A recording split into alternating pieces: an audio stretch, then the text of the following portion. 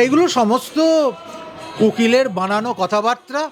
হ্যাঁ, love bite করবার পর সেই মেয়েটি এসে হাউ হাউ করে কেঁদে, হ্যাঁ, এবং সে কি একটার পর একজন, একজনের পর একজন, তিনজনকেই লাভ বাইট করেছে। এই সমস্ত শাক দিয়ে মাছ ঢাকা যায় না। এসব আন্তাবড়ি কথা বলে স্ত্রীলোকদেরকে, নারী সমাজকে, ধর্ষিতাকে কোনো দিন মুছে দেওয়া যাবে না, কোনো দিন এই অন্যায় চলতে দেওয়া যায় না। এরা শুধু নৃশংস নয়, এরা পাষণ্ড। না হলে ধর্ষকের পক্ষে দাঁড়িয়ে যে উকিল কথা বলে, তার নিজের ঘরে কি মা বোন নেই? তার নিজের কি আত্মীয় স্বজন নেই?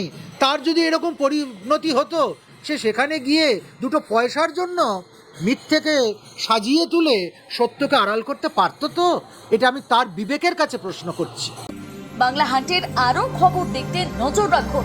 বাংলা খবর মানেই বাংলা হান্ট।